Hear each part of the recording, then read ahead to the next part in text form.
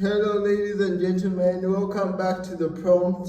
This place has been sponsored by Zenith Lodge. If you want to lodge here, please come and enjoy your meals. So today I'm here with, I don't really know how to describe it because we do a lot. Actress, model, basically a business mogul, basically. So Christina Sakala, how are you?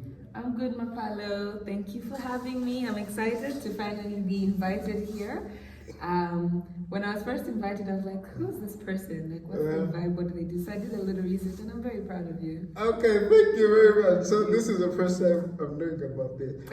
But, I did some research on you too, and that's why we are here. Okay, fantastic. So first of all, this is a surprise Christmas edition. Nobody knew of this and stuff. Okay, great.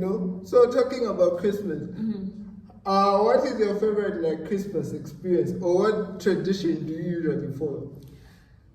It's gonna sound very cliche, right? And I know it got me in trouble sometime with my family because they were like, "Oh, you never want to spend Christmas with us, right?" Yeah. But for the past 7-8 years, I've been spending Christmas at Mother Teresa Orphanage. Okay. So every 25th of December, every year, the last 6-7 years, I go to Mother Teresa in the morning. I take some food for the kids. We share a meal together. We give them some little presents, and then later during the days when I go see my friends and my family. Okay. But the tradition is always to spend Christmas with the less privileged or the less fortunate for me. Okay, so, but then why exactly did you decide that? What made you decide that? Everybody, I think most people know the location of Mother Teresa, right? It's in Kablonga, so that's in my general area of where I live. Okay. And one time, cleaning out my closet, I'm thinking, okay, how am I going to give these things to, I've given my friends, my relatives, the maids. So I took out some stuff and I just went over to the orphanage. I dropped them off there, and then the nun that was there asked me, "Oh, do you want to see the kids and play with them for a little bit?" Yeah. And I fell in love with the children, and it was bittersweet because when you hold them and you're playing with them and you're sort of talking to them just like they're normal people, right? Yeah. You can see the emotion, the loneliness in their eyes. Even the babies, when you carry them and you're giving them back or putting them back to sit, they always cry. Like they want to be held. You pick up one, another one cries, and another one cries. Then now you have 4 babies in your arms and a toddler holding onto your leg. But that for me was a sort of wake-up moment to say, look, appreciate what you have, because a lot of kids don't have this. And a lot of us, Christmas time is about spending it with your friends and your family. You enjoy a meal. Zambians joke about rice and Fanta and chicken, but the whole sense or essence behind that is just togetherness, and these kids don't have that. So I'm a small girl in a big world, but I feel like that makes a difference for them. Definitely, and I feel that the fact that you have this type of mindset, it has an effect from your childhood and your parents. So how was your childhood having siblings and stuff like that? I come from a very blended family. My parents separated when I was very young, and then they married other people, and then they had siblings with other people on both sides. So together we're very blended, but we're very, very close. And the closeness not only is with my immediate siblings, right? It's also with my cousins. We are very, very close-knit. Every other weekend we're together, especially small things like, okay, the World Cup, where we're watching it from, we're always together. Things like, okay, I'm bored on Wednesday, who else is bored in the family group chat? Let's be bored together, So for me, I've always had a sense of family and togetherness and just being there for one person. It was very interesting because 7 siblings is 7 characters, okay? And 7 different characters, and it's so amazing to see sometimes siblings never turn out the same. What do you mean? You can grow up in the same house, under the same roofs, but you grow up to be completely different people. Oh, definitely. Yeah, so everyone has their own tumisango, good habits and bad habits, passions and aspirations. But it was very interesting to see, very interesting. Between my siblings and I, we don't feel like, oh, we're stepsisters or half-sisters or half-brothers. There's nothing like that. Yeah, my blood, exactly. I know you and know me, we get along. Exactly. Yeah. So, talking about your work, you do a lot of things.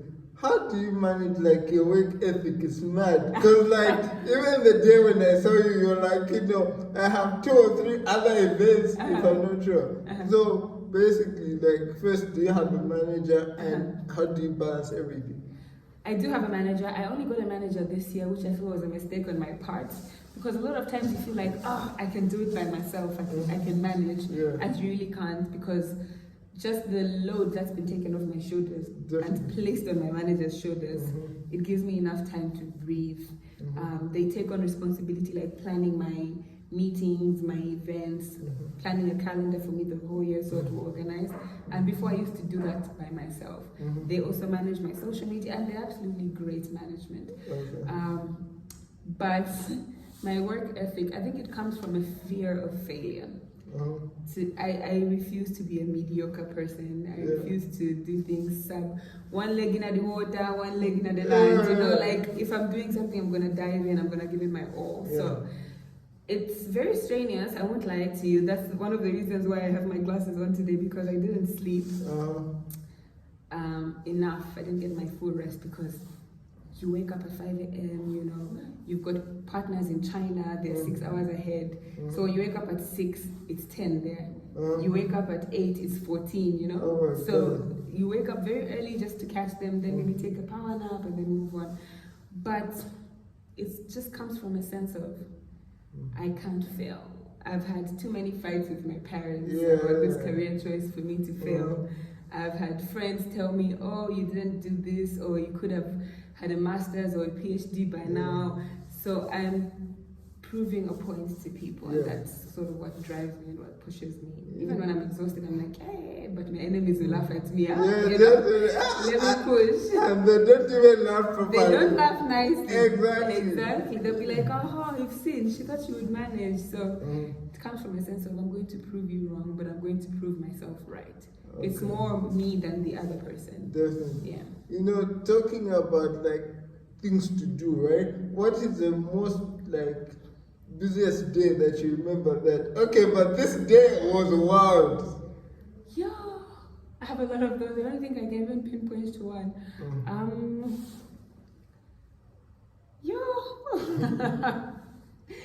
If my mother watches this interview, she'll be like, Tina, I always tell you, sleep, rest.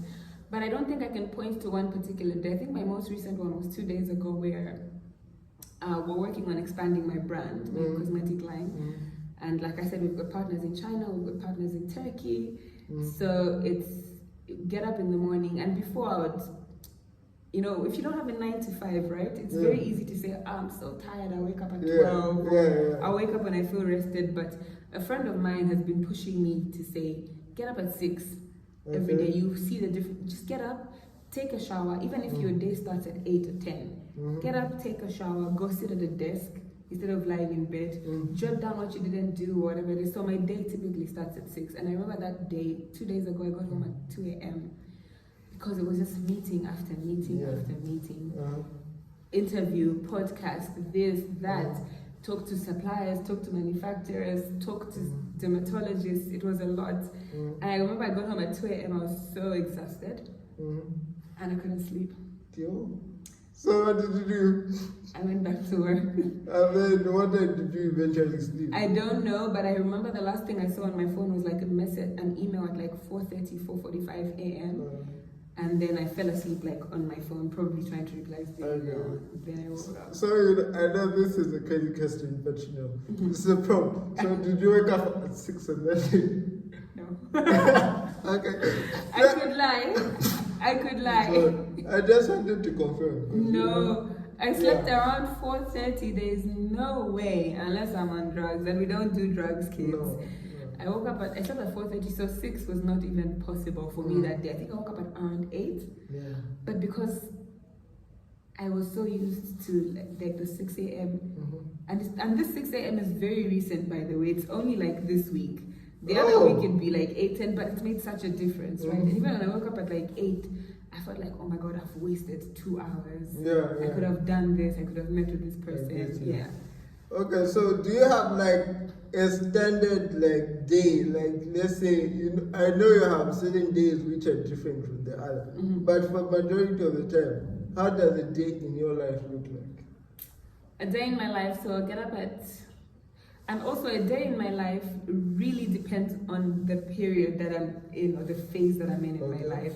There's a point when I was a gym freak, and my day would always start with gym every morning, you know, and then come back home, shower, go through my emails. But now typically it's I wake up at 6 a.m., I take a shower, I sit at my counter because I don't have a desk yet, but I sit at the kitchen counter just because I want to be alert. And then I start going through my emails, and then I start going through my social media because all of my orders I get from Instagram and Facebook and Twitter, and my messages when people want to order the cosmetics.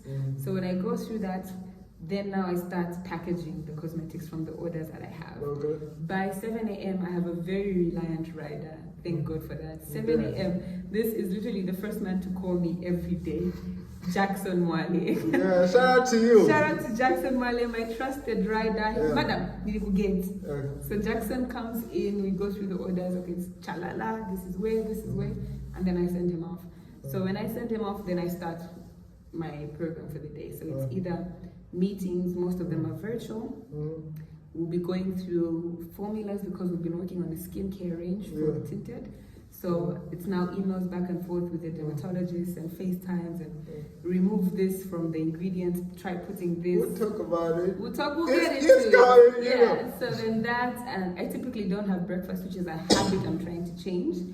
And then my day just takes whatever direction it's going to take. So when did it start, the whole not having breakfast? Is it like how I've always been, or it's a recent? It's how I've always been. I think it's a habit that I adopted from high school. Because I would always have to get up early, get ready, and then eventually get my sister ready for school. There's no time for breakfast. You go eat break. Yeah, so it's just sort of carried on. So what inspired you to be a model? You know, like how did that model journey start? What inspired me to be a model? It's a very funny story, guys. I grew up tomboy. I know that you have heard this story so many times from like models or like women that are doing something completely unrelated. But I grew up tomboy because of my brothers and my cousins. And I started dating this young man at the time. He's late now, God rest his soul. And he was always pushing me, try modeling.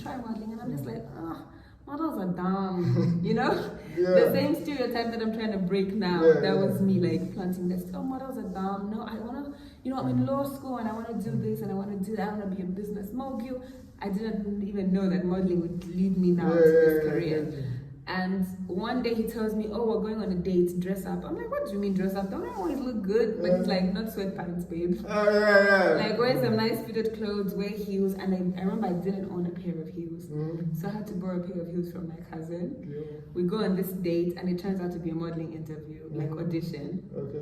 I'm pissed off because one, I'm hungry. He told me to date, so I didn't eat. I was preparing to eat there.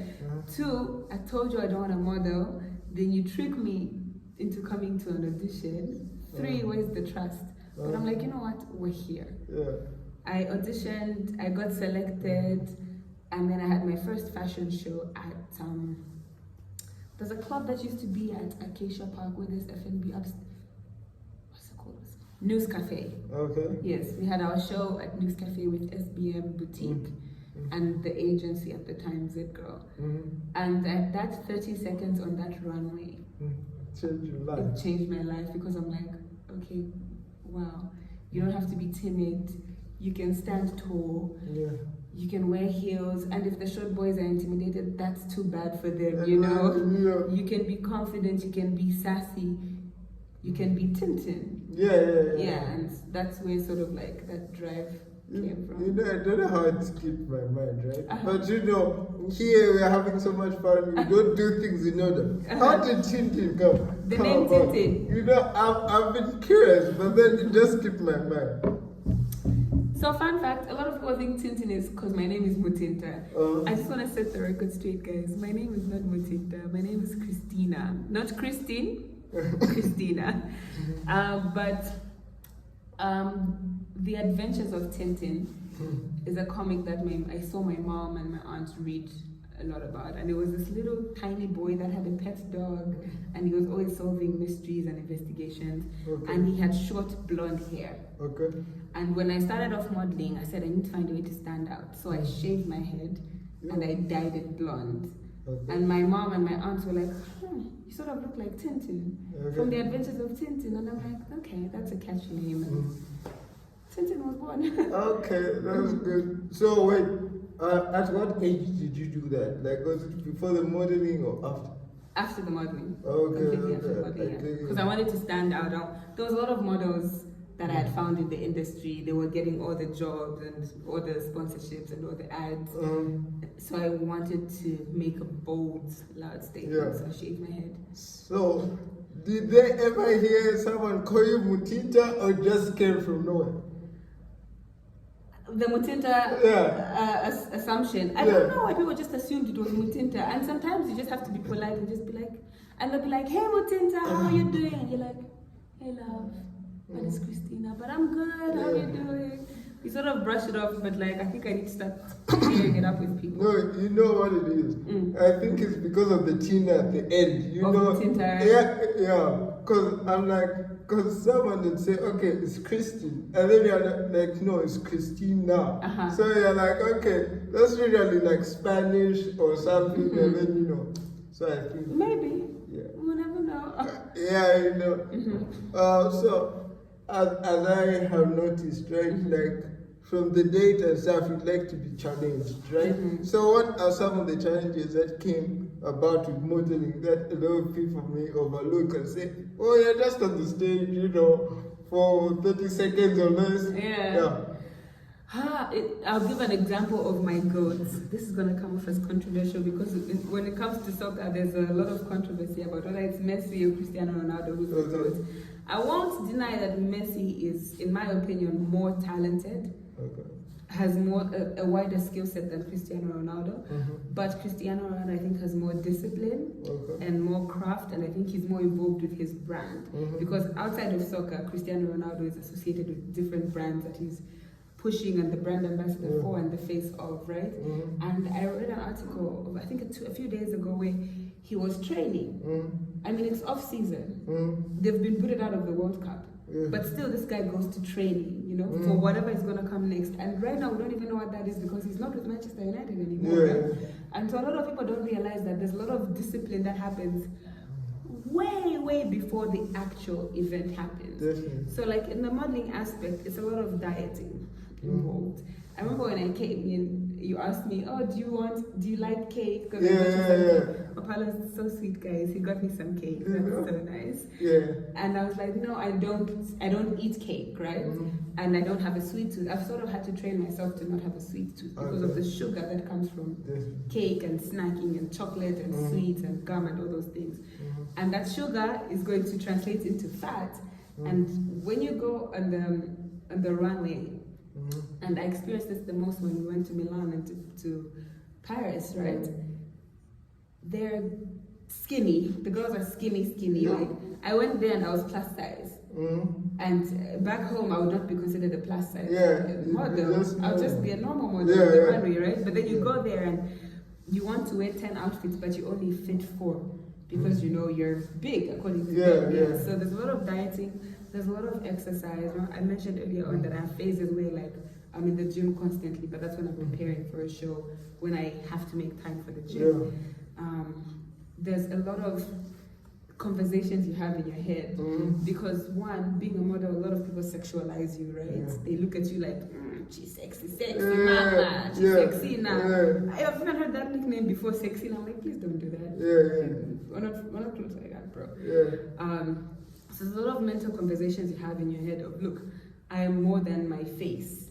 I am more than my beauty. I am smart, I'm intelligent, I'm a go-getter, I'm an entrepreneur, I'm money hungry and all these things. So there's a lot of like self-introspection also, mental preparation, because you put a photo on social media and there'll be people like, oh, you look great or whatever, and then there'll be another bunch that will be like, I'm a willy all you do is get naked, all you do is this and this.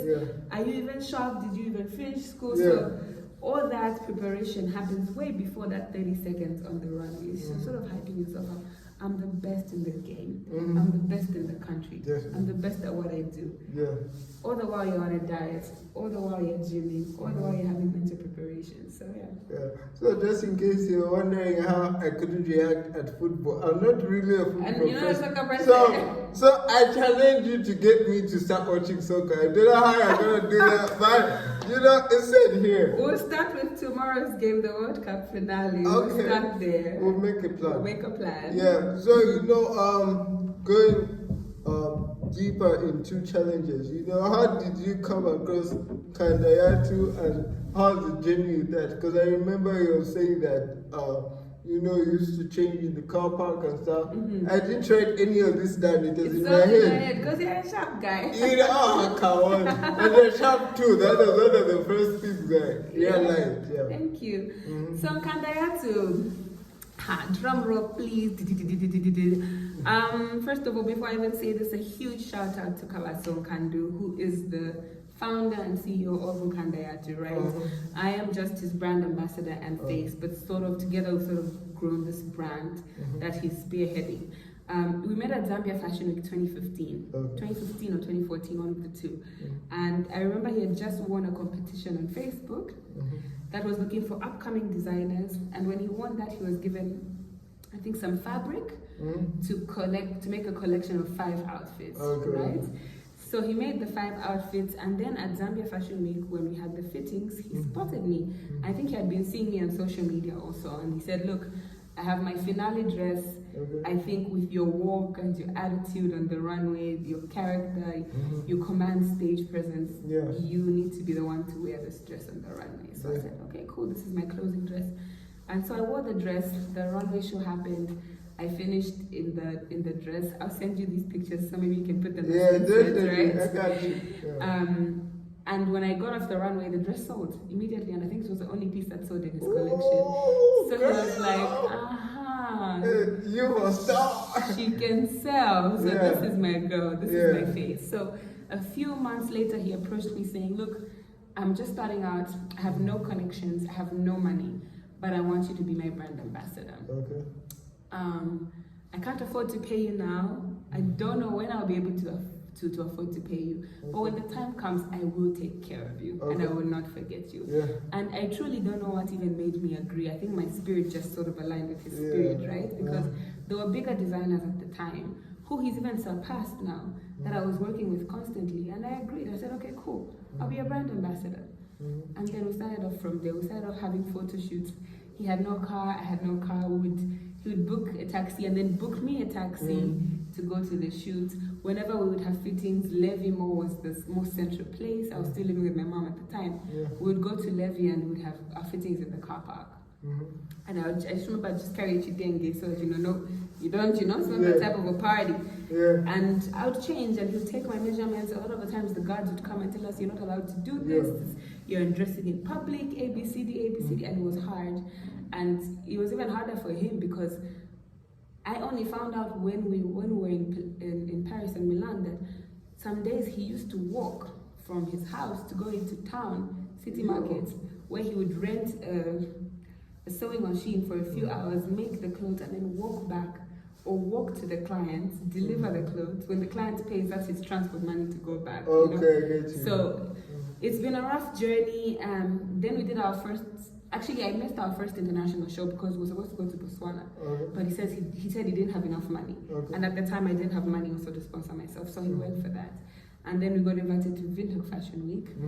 And he's like, okay, I can't afford to fly you, but we'll hire out a car and then we'll drive there. It'll be a road trip. It'll be fun. And I was like, let's do this. And I remember the whole way he kept apologizing. I'm so sorry, I can't afford to fly you. Are you comfortable? Do you want anything? Are you hungry? Should we stop? And I'm like, bro, this is an experience for me. Exactly. Let's just go kill it. You can't make this up. You can't make this up. So we did our road trip to Namibia, and there's a lot of waiting guys at the borders. We got there tired, fatigued, obviously. Killed it on the runway. Got invited back the next year. Went back, killed it again on the runway. And then we started getting all this international recognition. And then we got invited to Milan and Paris. And a lot of people don't know that we got invited 3 years ago. 3 years ago, we got invited. But COVID happened, right? Yo.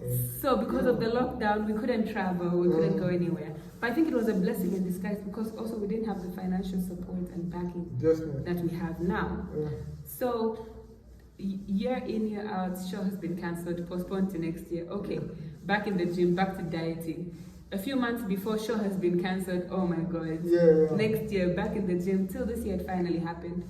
And we're in Milan. And I mean, the first time, look, it's been growth. The first time we went to Namibia, we drove there. The next time it says, go, I'm going to fly you there. He flew me there. You know, then we did Paris and then we did Milan. And I have never paid a single bill with Nkandayatu. He's like, let me take care of this. We've grown together and I promised you that I would take care of it. So the flights, the accommodation, the shopping, the pocket money, everything is all on Nkandayatu. But people don't see that. People see us now at the shows and think it's been a smooth ride. One night, they just blow up. Exactly. It's not overnight success. And it's been a beautiful journey. So you know what I've realized and gathered from me talking about the football player, because I'm not sure which one. But and what you said is, I think what you saw in him was the discipline and focus. You know, because I always tell my friends that, guys, work with what you have. It's very because you could find that there are a lot of people who say, no, when I get that camera, when they get that camera, they'll be like, it doesn't have what I'm looking for and stuff like that, you know. So it's all about the journey, and the skill has to meet the discipline. That's very true. It's very important. Very, very true. And I think also, the greatest lesson I've learned this year is step by step. Like, just one step can change your whole life and stuff. Because for me, I never thought I'd cook shima, guys. No. Yeah? But are you cooking it now? Yeah, you know, I try. Oh, fantastic. Soon you'll be like a sous chef in there. You know, right? One step at a time. But And what's your favorite food to cook for yourself? Let me tell y'all something. Okay. Small time. Let me tell you something. One thing about me, guys, I can cook. Okay. I'm not even trying to be funny. I think I'll invite you for a meal. Definitely. I review. Cook. And all my friends, they're like, sometimes they'll be like, oh, when are you cooking for us?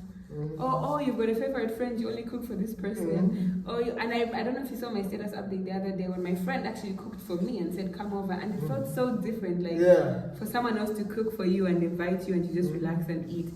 But I don't really have a favorite meal to cook. I just know that I cook everything well, from finkubala to like dried fish to bimbombo to lasagna to alfredo to stuffed cannelloni to anything, braised lamb, braised oxtail, whatever it is. Like when I say lelo ni lelo, then that's it. But one of my favorite things to eat, which is contradicting with my career path, is shima. Yo guys, what's your perfect meal? It's gonna sound very ghetto, but I like shima with eggs and kalembla. It slaps. I tell you. Guys, it slaps. That's my favorite thing to eat. Shima, eggs, kalembla, and I'm a very happy girl. Zambia is a place to be. If you want that, I am sorted. I'm telling you, it's kachidi, kalia. Okay, for some of us, you know, I'm sorry guys, but you have to forgive me. So my perfect meal is milkshake, ribs, chips, and pizza. That is such a random combination altogether. I've done that. You have pizza, chips, ribs, and a milkshake. Yes. Oh my goodness. We know what to do. You know, we are master combiners. If you say that, you know, you get this, you get that, you make it perfect. You sashila it. Yeah. So, what is the moment that you realize, okay, I have made it, or this is going somewhere? Because I know you said this is going to change my life. Changing your life and saying that, okay, this is definitely. What is that point? What was that point? I think it was, I got invited to take part in Shanghai Fashion Week, right? Yeah. And this was even before I met in Nkandayatu. Okay.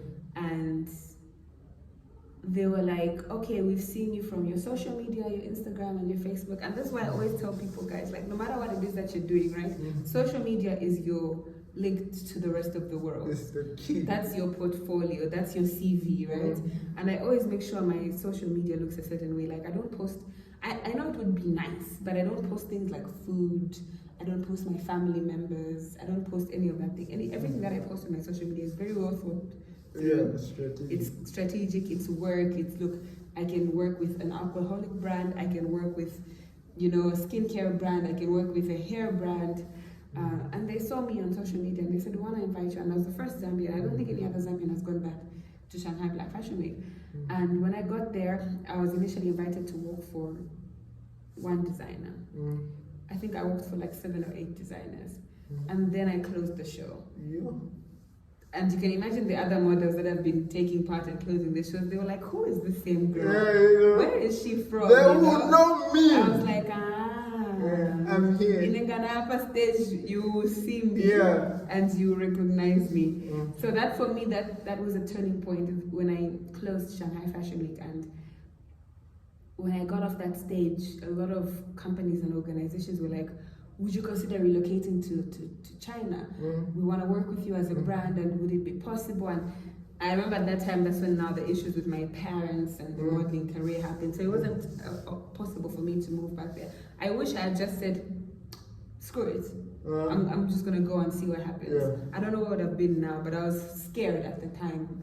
You know, and I think for me that moment was, look, if I can go to a whole different continent where majority of these people don't even look like me and still be having companies want to book me for jobs, then it's possible. And I think that's what flipped the switch in my head. The mindset. Yeah. The you need is a mindset. Exactly. Yeah. So, you know, I think, because we talked about other models and stuff, so, you know, I think you've attended so many shows in Zambia. What do you think some models are lacking, you know, for them to be on the international scale? Not to look down on them or something, but something they can improve on or consider.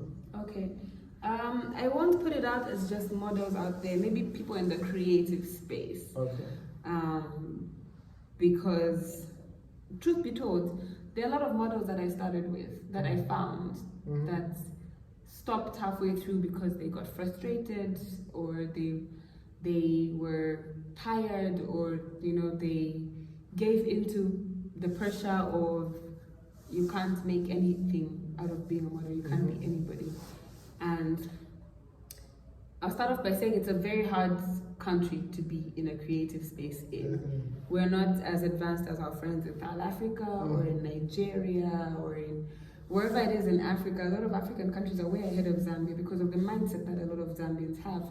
It's you have to be a lawyer, you have to be a doctor, you have to be an engineer, you have to be a pilot, you have to do A, B, C, D for you to make it. So you can't make it as a graphic designer, you can't make it as a model, you can't make it as a photographer, you can't make it as a producer and all these things. So a lot of models got very frustrated with having to work 4 or 5 times as hard to just get very minimal results. You're exerting yourself, you're putting yourself out there to be judged by the world, to be sexualized, and you go back home and you're still broke. You've got nothing to show for it, no investment. So I think a lot of people, and I won't speak to the models in the past, I'll also use this opportunity to speak to anybody out there that wants to model, right?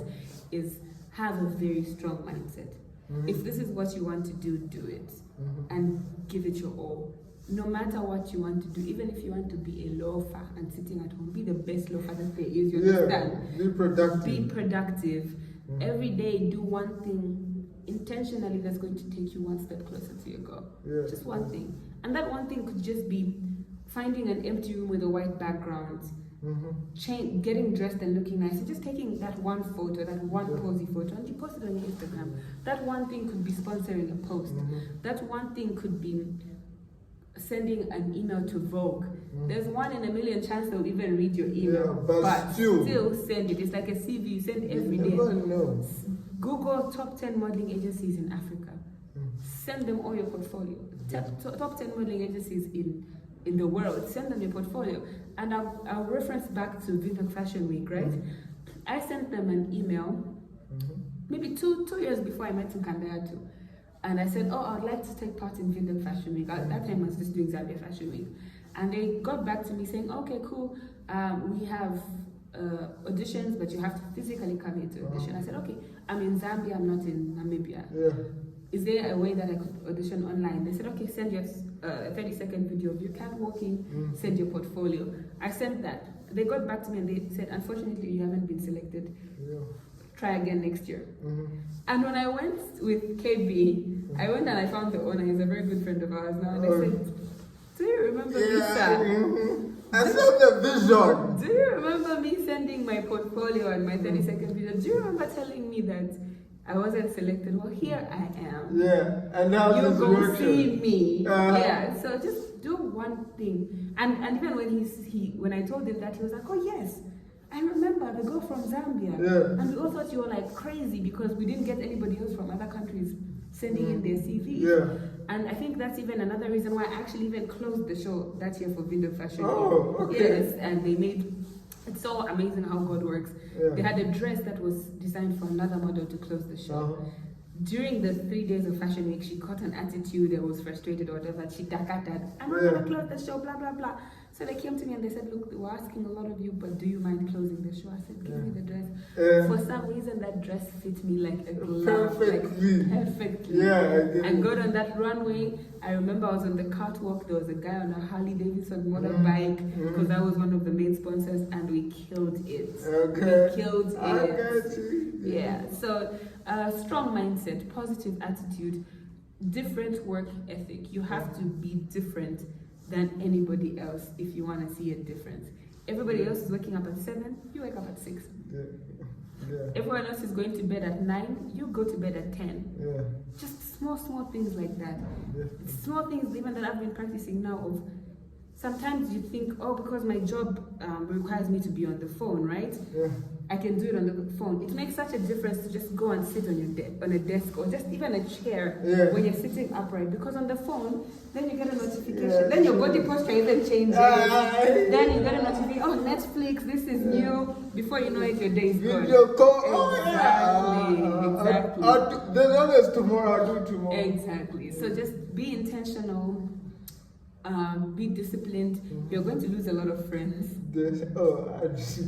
You're going to lose a lot of friends because your lifestyle also is going to change. When your friends say, let's hang out for drinks, I can't. I've got a meeting at this time. Oh, let's go to the club. Okay, cool. But I have to be home at this time because I have an early morning. And some of them are going to be like, oh, Shani, she thinks she's made it. You know, but the real ones will always stay with you. I think there's something that I need to talk about real quick, right? Like in terms of me also, because like the prompt has been here for like 2-3 years, but it has been on and off situation. Basically, because of challenges in life and stuff, I couldn't record because I didn't have money for a location, and I couldn't, so many things happened. And then, there's something I have to say is that when it's your time, it will show. It will show. Not everyone has that time. As long as you're dedicated, you're following whatever you have to do. Now look at me now. This lodge, is provided for and stuff like that. And I've been blessed enough to have some income. The little that I can get, I make things work. And that's how we're here. So that also goes to what you're saying, that starting from somewhere and having the little, you don't need everything and stuff like that. Very true. With that's how you get noticed. And we never know what someone will select. Maybe that one thing that you are like, maybe I should delete this. It's what changes everything. True. So you studied law, right? What kind of law and why? Well, the kind of law part comes only when you're specializing later. But if you're doing a law degree, you study all the laws, and there's like plus 30 laws. So in your first year, you do like family law, criminal law, corporate law, insurance law. Then you move, you do different types of law. So every semester it's 4 different types of laws. Then the next semester, then you graduate. Then I think you only start to specialize when you're doing Ziale, is when you say, okay, Yeah. or after Ziale, say, I want to focus on corporate Yeah, law, yeah. or I want to focus on criminal law, family law, whatever it is, yeah. But generally, for that paper, that piece of paper that says degree, you do general law, which is all of them. Yeah, but why did you do it though? Why did I choose? Well, I think my stepdad had a big influence on that. I remember in the beginning I mentioned that my parents separated, and so I grew up with my mom and my stepmom. I saw them more than I saw my dad and my. Sorry, I grew up with my mom and my stepdad, and I saw them and I lived with them more than I was with my dad and my stepmom. You see, and my stepdad is a lawyer, so I think that's where that influenced me. And I remember at the time, just when I was about to get into college, the coolest series to ever be created, Suits. Oh, come on! Had just been like put out on the screen, and I said, okay, Harvey, this is my guy. The confidence. Exactly, and I said, all right, let's do this, yeah. But also it's because, very, very ignorantly, or maybe rightfully so, growing up you hear that lawyers make a lot of money, and you're like, yeah, I want to make a lot of money. But it's a lot of work, it's a lot of dedication and commitment, very possible. So I think that's the reason that I wanted to do lawyers. There was some influence from seeing my dad saying, oh, I'm going to court, I have to pay for this case, and then seeing Suits, and then just the rumors of lawyers are filthy, stinking rich. Yeah. But then, how has it helped you with your career in terms of signing contracts? Oh, I was about to say education is very important, guys. Like, don't blow it off. Yeah. Actually, get an education, because you know what it is, right? Some people, sometimes you go into boardrooms or meetings, or you have a meeting with an investor or a potential supplier, whatever it is. And a lot of these people will not even give you a listening ear if you have no paperwork. Because a lot of people quantify intelligence to that piece of paper. And so sometimes you can be giving your opinion and everyone will just be sitting and they're like, oh, okay. Then they hear, oh, I studied law, or I'm studying law, or I'm doing medicine. And then all of a sudden, people are interested in what you have to say.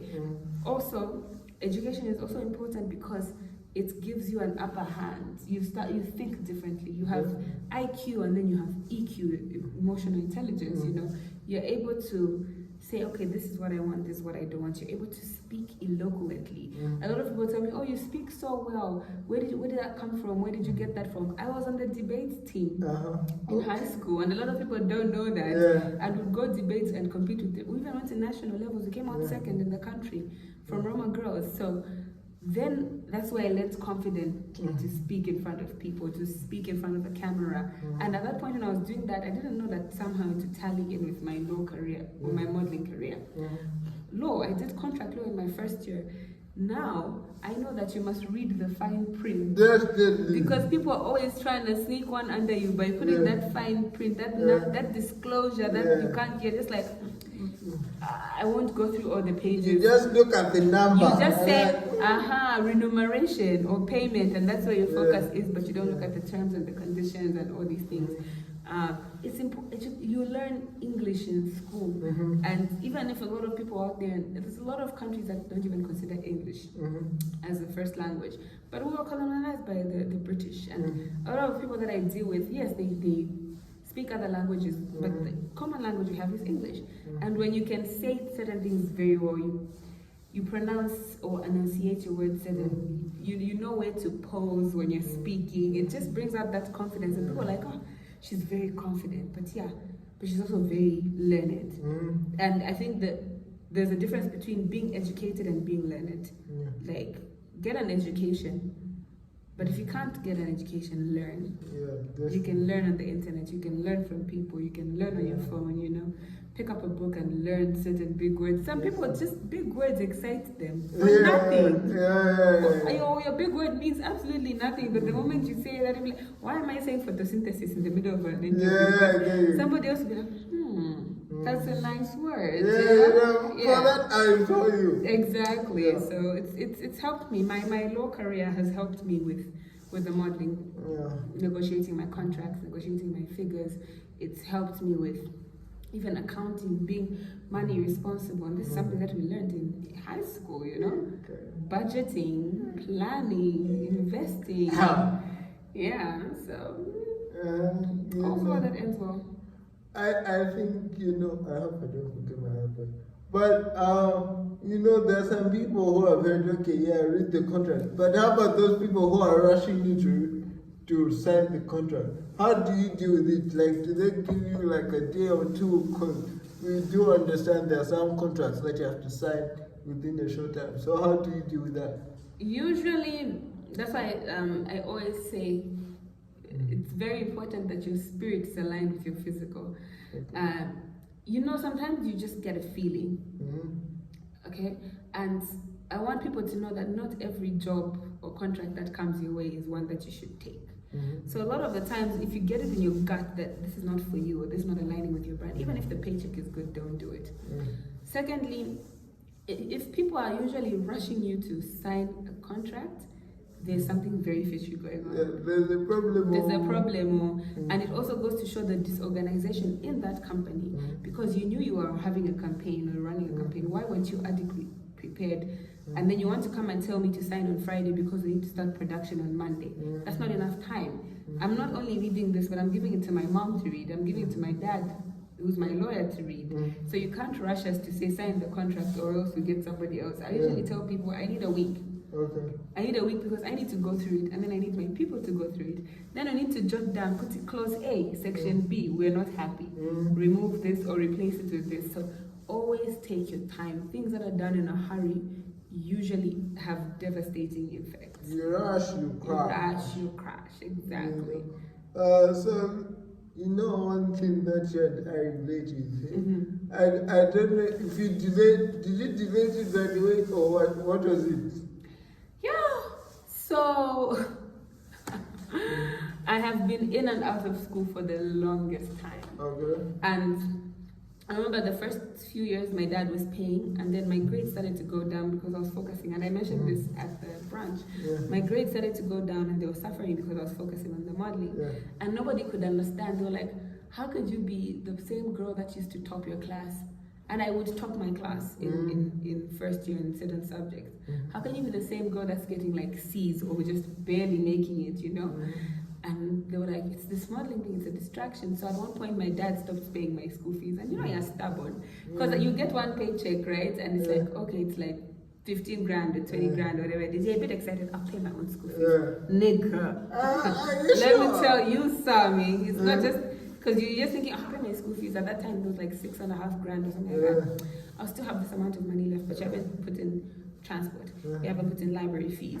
You haven't put in exam fees. You haven't put in A, B, C, D, A, B, C, D. By the time you pay your school fees, then you're broke. Then you're like, I need to get like a side hustle. Or I need to find a job, or I need to push these people to pay me because I need transport to get to school. So I paid my school fees for a semester, and then I ran broke. And then I had to step back from school for like a year, trying to look for money. And then you look for money and then there's all these responsibilities. That's why I'm saying planning, discipline, budgeting, it's all things that I've had to learn the hard way that you can learn. Because another gem that I'll throw in there is that in life you can learn two ways. You can learn the easy way and you can learn the hard way. The easy way is from learning from other people's mistakes. The hard way is from learning from your own mistakes. So take this from me and learn the easy way. I had to learn the hard way. In and out of school, you find some money, you complete a semester, you find some money. Eventually, my dad and I got back into talking terms. He paid for my last semester, actually, where I passed, I graduated. We both have bachelor's degrees here. You know what I'm saying? So it's taken a long time. Let me tell you, it's taken a long time, but it happened. It happened, and another example that I would give is what I said at branch is the people that even graduated before me. I could count on one hand how many people are actually doing law or studying law, went to Ziali or have corporate jobs. A lot of them are now in media, entertainment. They've got businesses, they've got side hustles. One of them is a makeup artist, and she's my regular makeup artist. Another one was doing production on an interview show for Chugwange that I had. So it's like, okay, you guys graduated way before me, well and good, and I'm happy for you. I graduated later, but we're still sort of meeting and interacting in different spaces. So your friend's journey is not your journey. What I would say to anybody, right, even if you're sitting right now and you're 30, 32, go and apply for school. Definitely. It's a 4-year course, it's a 3-year course, depending on what you do. Yeah. The fact is, 4 years from now, you will be 34. You can choose to be 34 with a degree or still without a degree. Yeah. The point is, time will pass. You can still go to school even when you're 40, 45, because after 4 years, you'll be 49. Will you be 49 without a degree, or will you be 49 with a degree? Yeah. Will you be 49 with a business or without a business? Yeah. Just start now. There's no one way needs all, one way of doing things for everybody. Just do it. Yeah. You know what happened for me? So like, let's say, like, I don't know what happened. I got the date mixed up for my last exam, and I missed it. So you know, you're trying to talk to the school, and then they're like, "Nope, we're not. You have to write next semester." And do you know what happened? Because you know, I'm like, I'm not graduating with my friends, blah blah blah. Yo, God made sure that I graduated to the same stage with my friends. You see? I don't know what happened because COVID finished everything, you know, but you know, we are here now. God's time, darling. God's plan. So, since we have a short time, we would have talked about a lot, but let's talk about your cosmetics. Okay. You know, how did that come about? Like, you know, what are some of the issues that you're facing or came across to say, you know what, I think I can change this and that? I'll start with my first international job, Egypt. I was representing Zambia, top model of the world. Okay. The makeup artists made me look like a zombie when I was going on stage because they didn't have the right shade for anything for my complexion and my skin tone. Then we did Shanghai Fashion Week and had the same problem of the foundation is 2 shades lighter. This is not my skin tone. Why is my face looking grey and ashy? This lipstick doesn't match with my skin. Like, you know, the pinks are for the Muzungus, the lighter skinned girls, the pales. And I said, there's a problem here. And where there's a problem, that's an opportunity. Definitely. Wherever there's a problem or there's a gap, it's an opportunity. So that's when sort of my interest for cosmetics started to come about. And even just recently, a few months ago when we were in Paris and Milan, they did our makeup and I went into the mirror and I said, what the hell is this? This ain't me. This is not my face. Luckily, I had some of my products in the bag because I always move with them, and I just cleaned up my whole face and did my own makeup. So all the shows that we did in Milan and Paris, that was my own makeup and my own products and cosmetics. It's because there was a gap for girls who look like me. And it's the same gap that there is with hairstylists and things like that. And I said, okay, I'm going to create a cosmetic line. And I remember at the time, there was already other cosmetic lines in the country. And when I started, you know, Zambians on Facebook were like, oh, she's a copycat. Oh, she copied this person and she copied that person. And I'm like, why can't we all do it? Why can't there be more than one Zambian with a makeup brand? But I always told myself, okay, what is going to make my makeup brand the makeup brand that every girl wants to use, that every mom wants to buy for a teenage daughter, that, you know, like every child wants to play with. You know, kids growing up, you play with makeup a lot. And I said, okay, we have to create a quality brand. But the passion also sort of was driven by the fact that modeling is a career with a short lifespan. There's always going to be a younger the next hot thing and whatever. The next big thing, a prettier girl, a slimmer girl, a taller girl. The standard of beauty is always changing. Today, BBLs are what's in fashion. In the next 4 years, it will be back to slim girls. Now we have this melanin campaign going on and Beyonce singing songs about it and everyone is black and proud.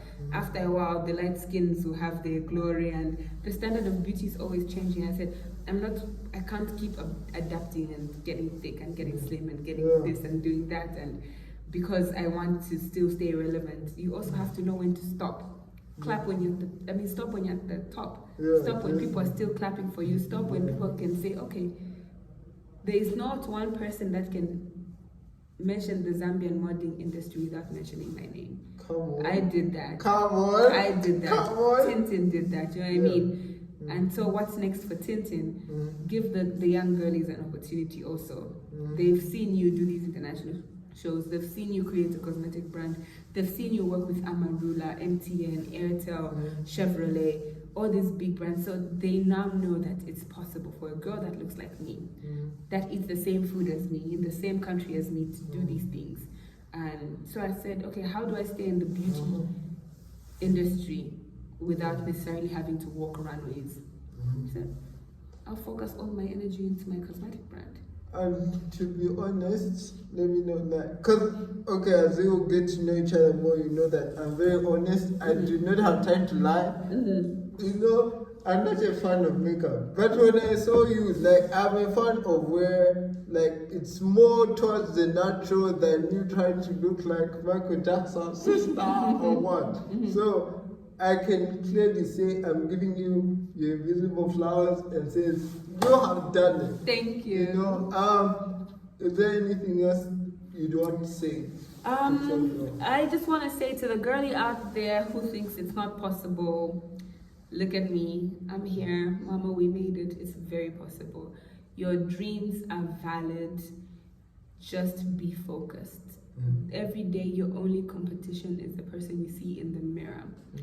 Do something every day intentionally that's going to take you one step closer to your goals. Do not give up. Fall 7 times, get up 8 times. Fall 8 times, get up 9 times. Even if you keep falling, you fall forward. Don't fall backwards. Don't stay stagnant. The only time you should ever look back is to see how far you've come. Not to see who's chasing you or who's your competition, because you do not have competition. You are your competition. So I want to encourage everybody out there to follow my cosmetic page on all of our social media platforms.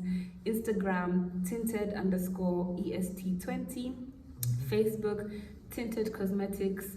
Twitter, EST20 Tinted. And for anybody that wants to place an order, the contact number is on all of these social media platforms. I love you. And down below. I love you. I love you. I love you. I love you. I appreciate you. I am here because of your support and your love. And I want to say thank you, Mapalo, for this platform, for this opportunity, for my Coca-Cola, for my cake. Come on. And I'll be seeing you soon, my darling. Yeah, keep on giving. So definitely, you know, there'll be more coming from you and her, definitely. I think also, even out of this space and stuff, you know, and you know, the more time we get to know each other, the more better questions we'd have. Exactly. You know, and this is just from meeting one time. Now imagine after 10 times. It's gonna be amazing. See ya. Bye. So she said she has a gift for me. I don't know what it is. I haven't looked inside, so yeah. I like surprises, so this is my cosmetic line, guys. And I don't know which lucky woman you're going to gift, but this is the eyeshadow palette. Fun fact, all the names at the back are like my sisters, my brothers, my cousins, everybody that has sort of influenced my growth and my career. So for the palettes, we have 3 different types. They all have different colors and different tones. Some are nude, some are glitters, some are browns, some are pinks. So I asked it to hold this for me. Okay. Nice. And then we have some lipsticks.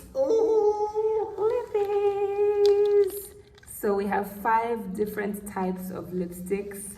And fun fact about the names on these are all my mother's sisters. Okay.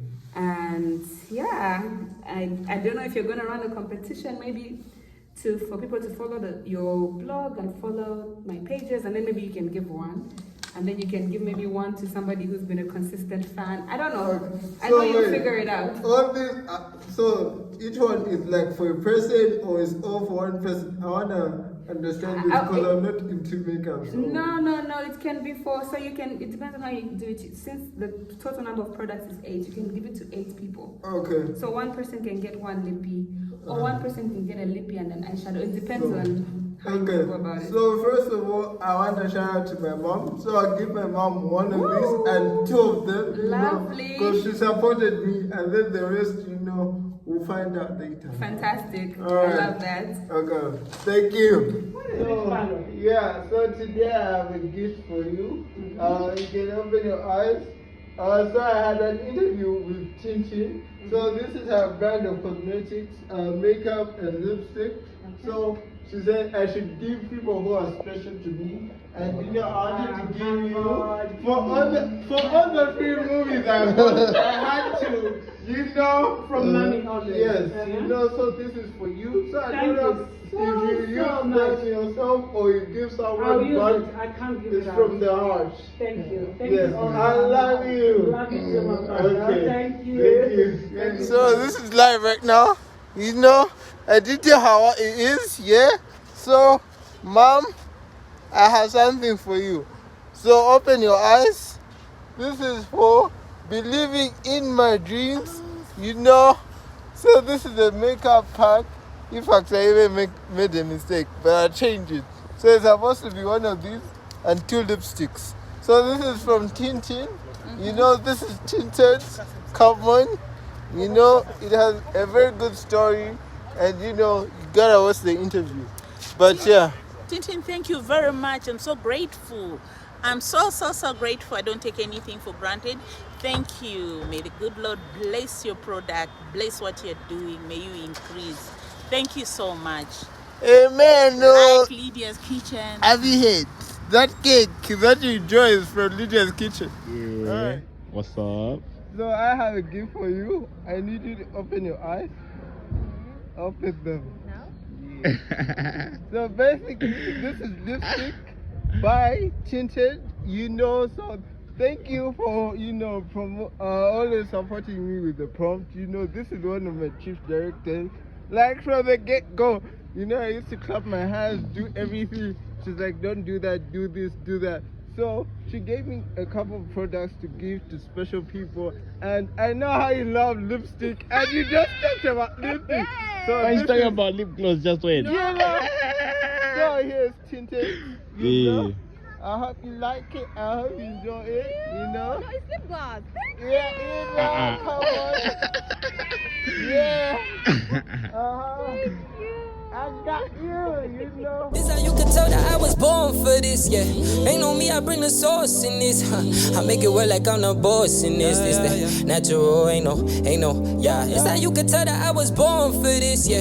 I'm the sauce in this, yeah. All about the power, I go horse in this, that natural, ain't no force in it.